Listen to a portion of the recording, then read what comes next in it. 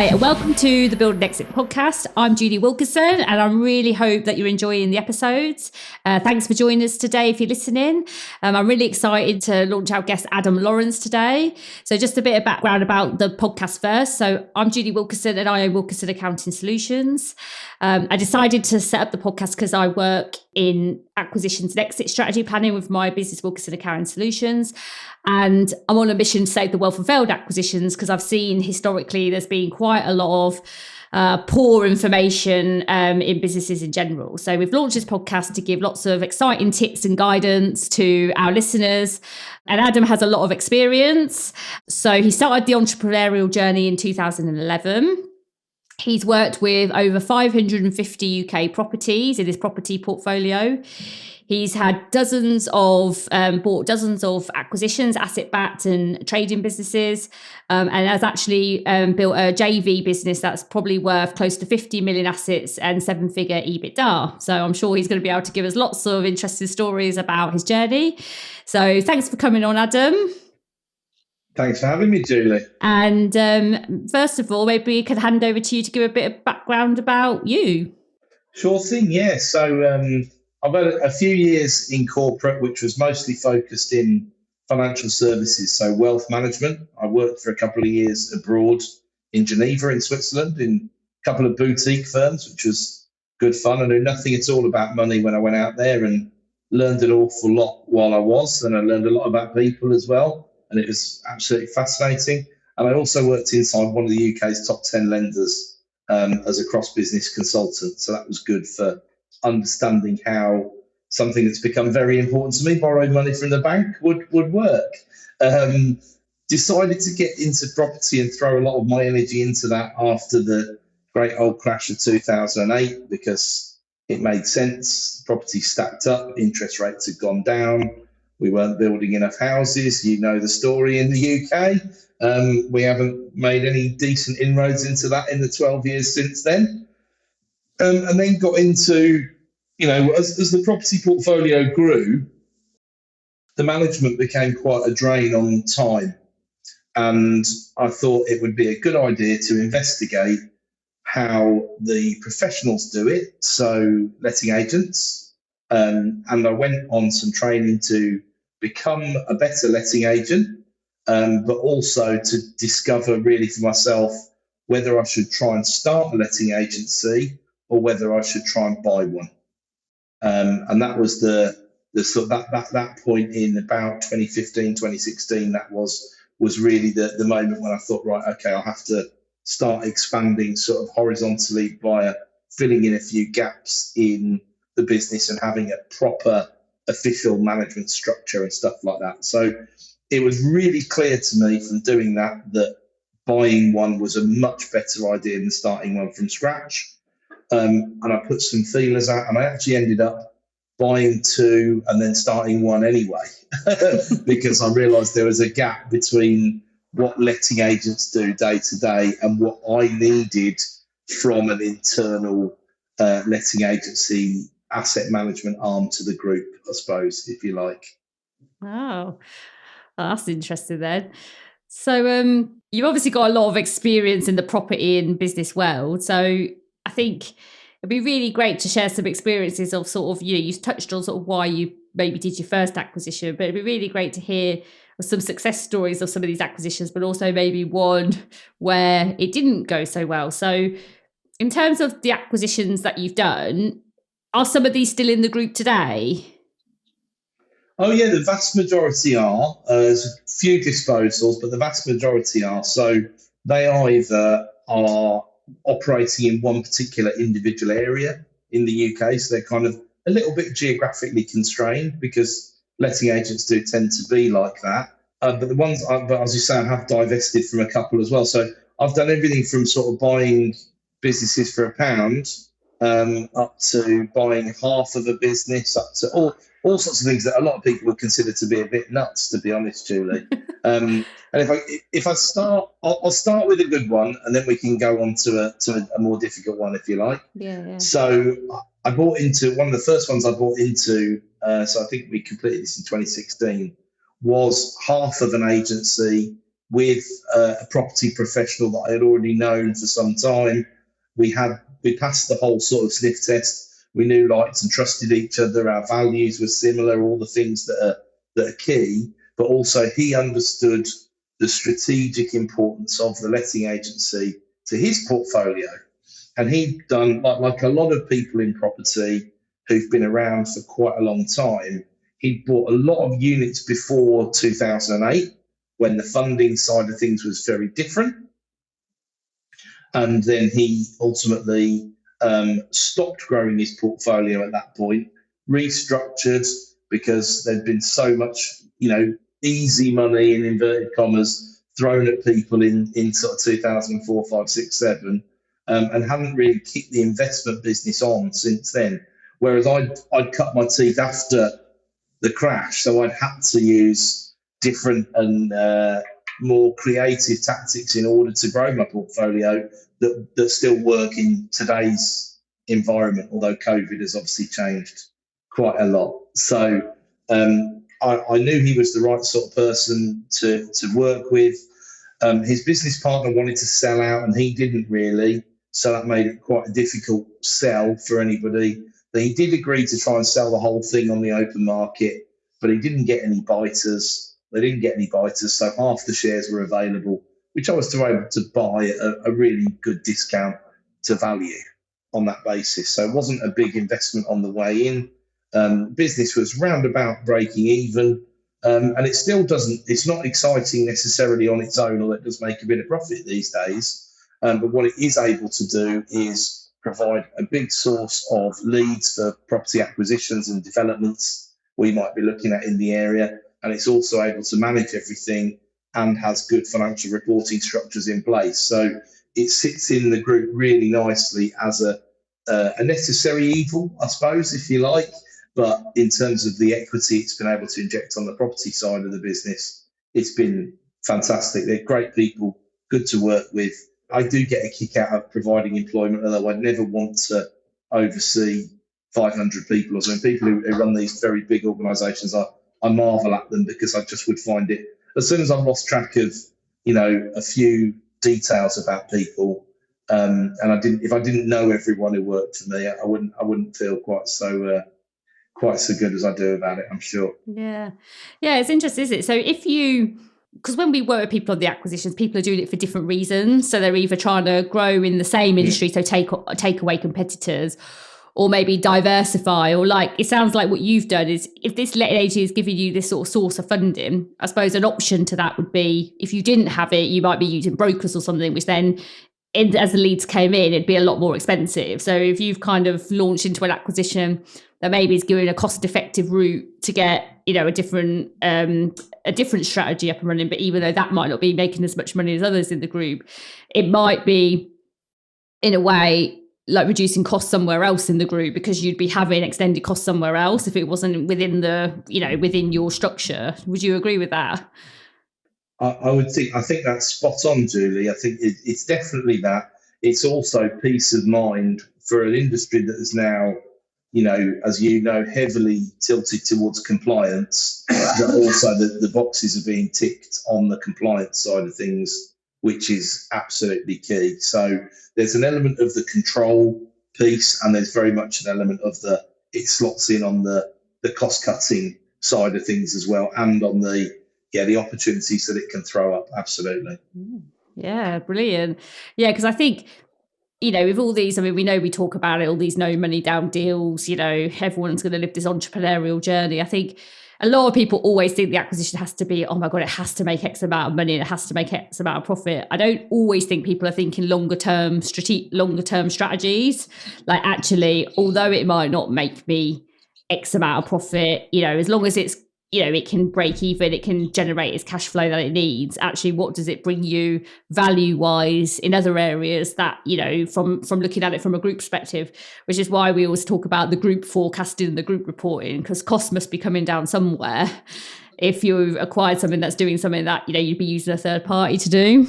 Yeah. I definitely agree with that. Yeah. So that's the good one. That's going well. So what about one that maybe didn't go so well for you? Sure. So I can tell you about, and again, it was, I'd say probably about two-thirds of the acquisitions I've been involved in have been estate and letting agencies, or one or the other, or both.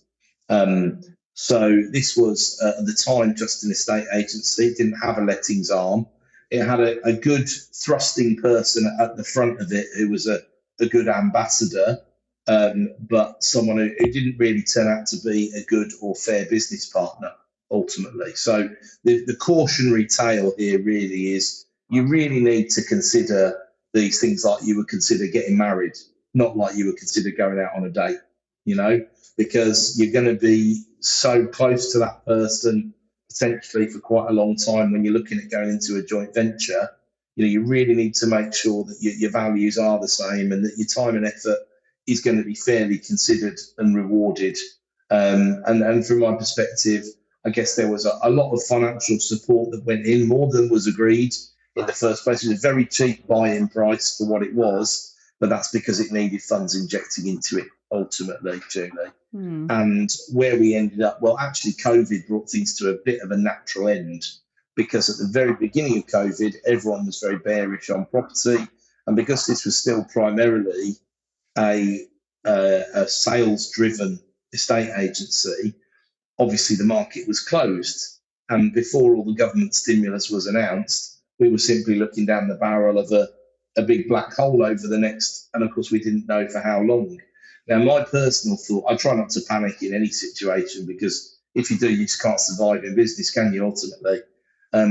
But what I thought was, I've got so much exposure already on the asset pricing side of things. What I really don't need as a chain around my neck at this point is a sales driven estate agency that might need more and more money pumping into it in order to survive the pandemic. And what actually ended up happening, of course, is so I did sell out relatively quickly. It still took about 3 months to do the deal, but obviously that quite quick in acquisition and disposal terms.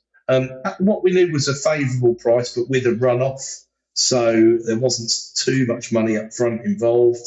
And actually, the runoff worked out well because we were taking a percentage of sales for the next 18 months, which ended up being a spectacular 18 months for that agency and nearly any other agency around the country. So we dumped the shares in the wrong thing at the wrong time, probably. But having said that, it was still the right thing to do in the longer run because ultimately the business partners' values and goals and mindset in general were just nowhere near aligned with mine.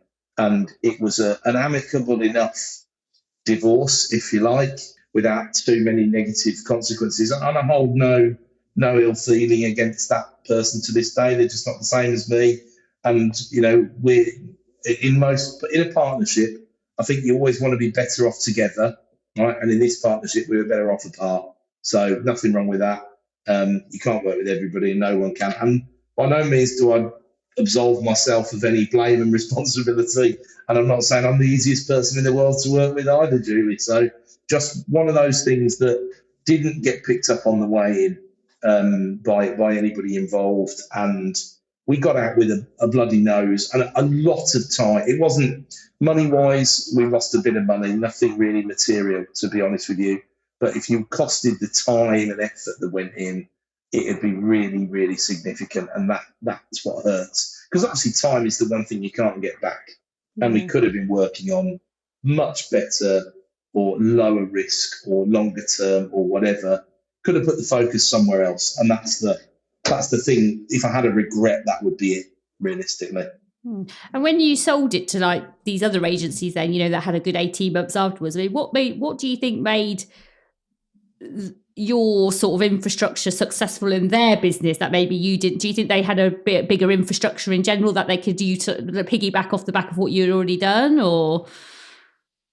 I think what they were able to do, they took a very different approach to the way that they funded the business, but also we had put a lot of stuff in place because remember the timing of the pandemic. We'd done a lot of work in 2019 that was going to bear fruit going forward. And 2019 was actually a pretty limp year for a estate agency in general. Most results will tell you that people struggled a bit in 2019. So some of those shoots were always going to bear some fruit in a good market. It's just that I didn't think it would be a good market. It ended up being an amazing market for agents. So there was definitely someone got to have the benefit of the systems and the processes and the structure and things that we put in place. But also, I think if two people aren't getting on as well as they could do, then ultimately, I think that new blood really reinvigorated the remaining partner as well. He redoubled his efforts, and he was able, and ultimately, he is the brand, he is the face of the business, and he was able to really push forward as others struggled. So I don't doubt there's some things they definitely did better than we did. But in terms of putting my finger on it, I would say it was more the market plus a reinvigorated and talented individual putting 110% back into something that I think he probably started to fall out of love with when we were working together, which would have been a shame for everybody involved ultimately. Yeah. And it's interesting that you've done a lot of JVs. I mean, a lot of people in the acquisitions that we spoke to, a lot of them are looking to partner with people. I suppose sometimes people get a bit, because there's all these talk about how many acquisitions are going on. People like it all for themselves, They like the idea of buying something and then growing it, which, fair enough. On your own, you do well. But I do sometimes think people don't look to have enough partners on their side when they're doing deals. What did you know you was going to go down the JV route? Do you think it's easier? Oh, great couple of questions. So did I know? Yeah, I think so, because I love working with people and I love people. And being in an asset focused industry in general, then there aren't that many people around. And certainly when you start off in property and for years and years potentially, you are a bit on your own. So that wouldn't and didn't suit me at all. And I felt I needed, I JV'd for expertise. I JV'd for people who were bringing equity investments. I JV'd for all sorts of reasons. Whereas these days I'm much more JVing with people who are pretty passive business partners. Not all of them. Some of them are extremely active in operating a group that we want to grow to a really significant level. But the newer JVs have tended to be more passive style arrangements for people. So that, and do I think? I mean, I'm biased, aren't I? I've done vast majority of what I've done is in JVs. So I think the more you do, the more of a headache you create for yourself, because you've got to completely be of the opposite mindset of what you've said. So I look at the world as far as, look, it's 15 trillion nearly of residential real estate in the UK. So I don't even need to contemplate owning 0.001% of that to have a absolutely gigantic portfolio. So there's plenty to go around, is the point that I'm kind of making, I suppose. And it's always worked for me over the years. If I don't worry too much about the slice of the pie that I've got, but I just focus on 100% on growing the pie and work with people who are of the same mindset and want to grow the pie. And you do have to consider conflict of interest, and it's difficult to be perfect and all that stuff. But I just make sure I don't put my own needs before the business. It sounds dead simple to say that, I know, but it's more of a philosophy that I try and live by and say, okay, what are we trying to achieve in this particular business, right? How do we go about it? Have we got complementary businesses that can help each other? Ideally, we have, right? And so that's useful, because a bit like you mentioned earlier, if you've got a way of keeping costs down that can benefit other business partners or whatever, why not share it? Transparency is so important in these situations. You've got to be willing to lay out that you're not trying to feather your own nest by doing this stuff. But I'll give you an example of it's actually a new company we've started, not an acquisition, but we've agreed that we will do things for ourselves at cost plus 10%. And we've got a massive marketplace within the partners to deliver what we're delivering in that business.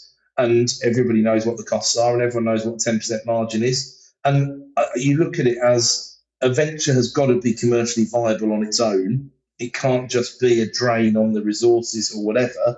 Otherwise, you'll always make mistakes in that part of the business if you do that. But as long as it is commercially viable, it at least ticks over and it provides other commercial benefits to you, then it works. So I think I wouldn't understate how hard it is to try and get it right in partnerships, because I think it is a tough old thing to do. But again, sort of clarity of what do you expect of me? What do I expect of you? What am I going to be able to do Because if you're going to give me an operational role, I'm just going to say it's just not feasible. It's not feasible because I don't have capacity for more operational roles. If you're going to give me a strategic role, well, actually, I love thinking through problems, solving problems. I wouldn't say I love telling people what to do, but I'm sure some people would disagree with that. But I can frame it. I can frame it in a way. I can explain it in a way that people can go away and get it done. And it gives me a lot of pleasure to see people come back and say, "I've done this," and then we see if it works or not, sort of thing. Yeah, I like the fact that you talk about like knowing what each business makes. As we see this is a problem so many times where people are paying something from one bank, and they're not thinking then like how that impacts the rest of the entity. So really seeing the true margins, because I've seen it on acquisitions when people are buying it, and these valuations are overstated because maybe the buyer's given a bit too much away to the people they're trying to buy from. And I saw a couple where they'd added back all the costs. So they'd added back the accountant fees, they'd added back insurance and all this sort of stuff. And it inflated the price by probably a few $100,000 at most. And it's a bit like, well, why would they not buy it I think you should buy businesses, at the commercial, activity that it costs to run that business. And their view was, oh yeah, but the buyer's got all these at their group level, so they won't need the costs. And it's a bit like, well, it's a bit artificial because one, you don't add on like a newer firm to your accountant, as an example, and not get an additional charge. It might not be as expensive because that's the whole point, isn't it, of having a group, is you get like a bit of an economies of scale. It might be not as expensive, but you would have some fee. Like, yeah, but they'll pay that somewhere else. I'm like, yeah, but that doesn't matter because you'd still recharge that cost to that entity, because at the end of the day, otherwise, this one suddenly got no costs in it, so it doesn't cost anything to run that business. And then what happens is when people get multiple groups and they don't then recharge them across correctly, we would call it management recharges, whatever you know it as. They're overinflating certain businesses and probably actually not trading very well in some businesses, but they just don't know. So totally agree. And you see that, it's on the flip side of that, some of the, smaller end cigar butt style acquisitions I've been involved in, it beggars belief to me that people, the funniest comment I ever got was, management accounts, why do you want to see them? You're not the bank, are you? And it's just like, I don't know what to do with that comment, Julie. Do you know what I mean? I don't want to offend anybody, but I mean, how do you want me to try and even put a value on this business? I don't understand. It just doesn't compute. You're not the bank. Oh no, I've heard it as well. I've heard it. The things I hear is just, I always say I'm going to write a book one day because it's hilarious. No, I've heard it. I've heard people go, oh no, we don't pay to have management accounts done. So then we go, oh, but it's okay because you have the bookkeeping, so you can at least run a profit and loss and balance sheet. And someone just goes, oh no, well, we just post it anywhere and sort it out at the end of the year. It's a bit like, how can? And again, you just don't really know what to say because there isn't actually anything to say at that point, is there? It's just hilarious. One of my favourites was a lady who told us, well, everything I spend goes through the business. Don't spend anything apart from through the business account. And then my accountant just sees what they can allocate at the end of the year. I was like, wow, okay, that's one way of doing it, I suppose. Yeah, I've never heard of that one before, but okay.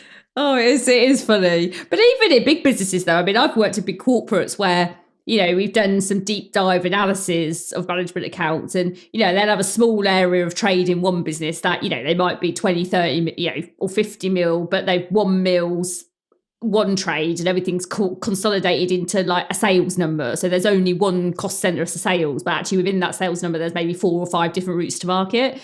And like I call this cost to serve. So you basically pull out your P&L into each of your channels, each of your route to markets to then work out. So you come to the same net profit, because obviously you've made what you've made, but you're splitting that profit out between the channels. And I remember this exhibitions, I think they did 7 and 3 of them made a loss, but they didn't know because as a group they were profitable. But actually they did, when all the costs came in and they split it out, the number of staff that worked on, although as a group, as one entity, they think they had the right number of staff overall. If you actually apportioned the time of the people that were spending on those activities, it wasn't cost effective for what they were making. Yeah, so it's a classic, isn't it, when you haven't got the correct information you can't make the correct decisions. It's impossible to make the correct decisions. Yeah. And I remember just like the importance of information. There was something as simple as we looked at, like, if they had sold the exhibition stands at the full price, they could have made X. And when they looked at what they had sold, I think they had dropped 150K in a year or something. And when it turned out, all that had happened was the person selling the stands had just gone back to the same people every year and just renegotiating like cheaper prices.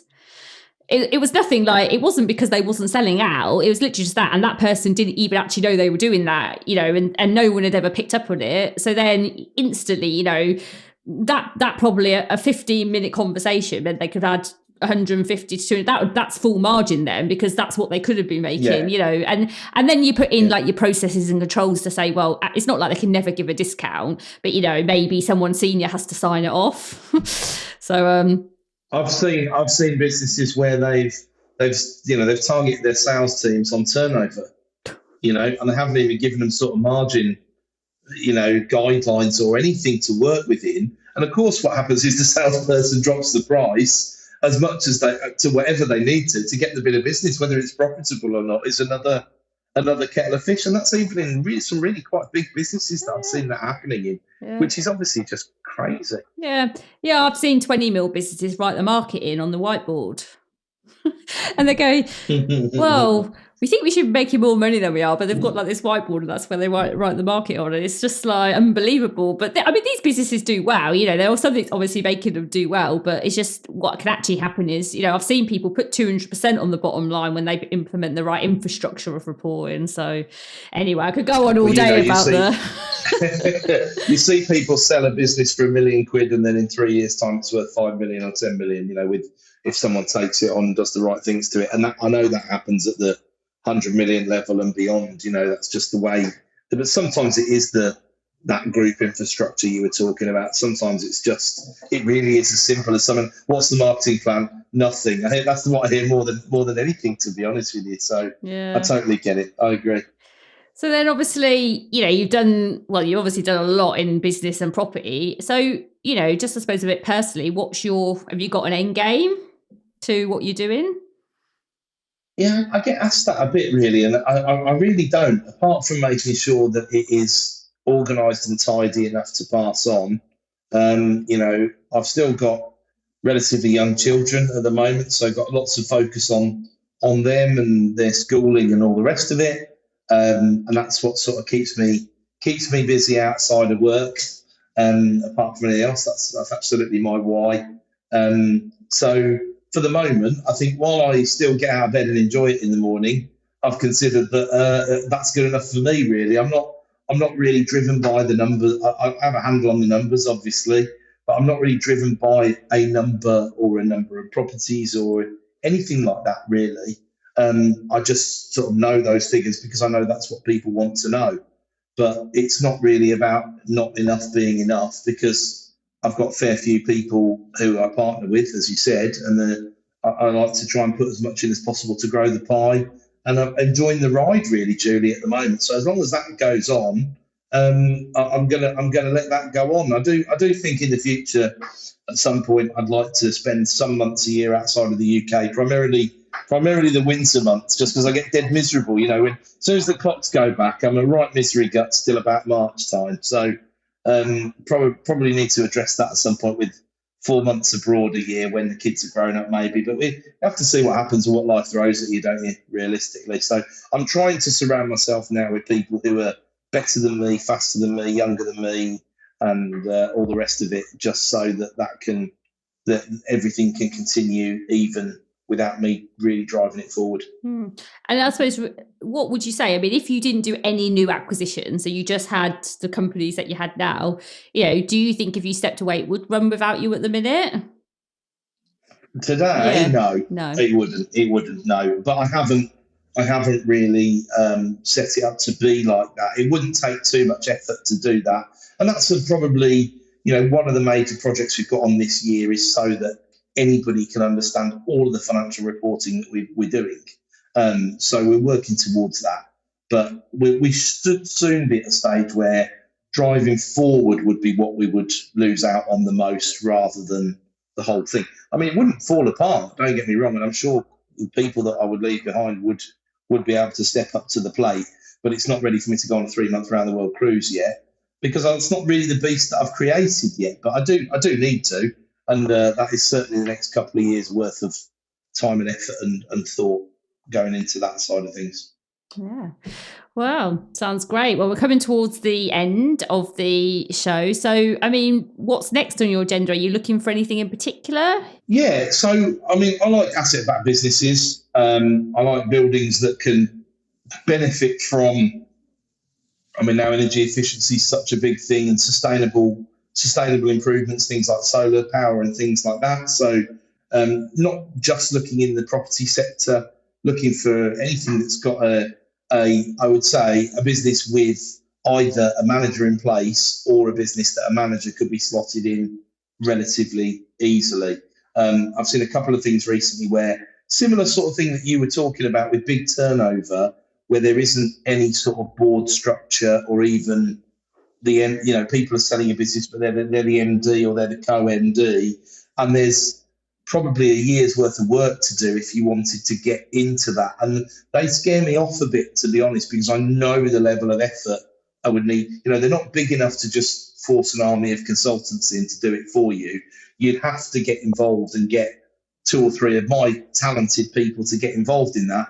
And then I suppose going back to my story of the one that didn't go so well, it's once bitten, twice shy with ones that don't go so well, because it's the time that you burn and the opportunities that you don't even know you missed. So scanning the market quite a lot and looking for things that also have got funny financial structures after COVID, with recovery loans and C-bills and this and that and the other, things that we can maybe restructure, things that are distressed or stressed as well, because really that's the way that we built the property side of things. So I guess that's, if we had a specialism, stressed and distressed would be it.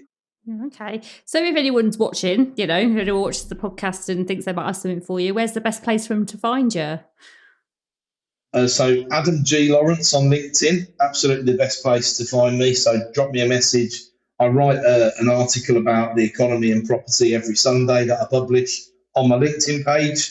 If anybody's interested in that, it's free to air. It'll bore the hell out of you. It's 3,000 plus words long, but I try and stay on top of the major things that are happening in the world. And this week I'm going to be talking about energy, because there's quite a lot of that in the news, thanks to various protesters here and there. So got a few things to say on that front. Oh, cool. Well, thanks so much for coming on, Adam. It's been really great to hear your story. Thanks for having me. That's all right. No, you're welcome. And thanks to all our listeners. I hope you enjoying the show. If you have anything, any topics you want to cover, just drop me a message. But if you love our episodes, leave us a rating and review on Apple so that other listeners can find us. And we'll see you again soon.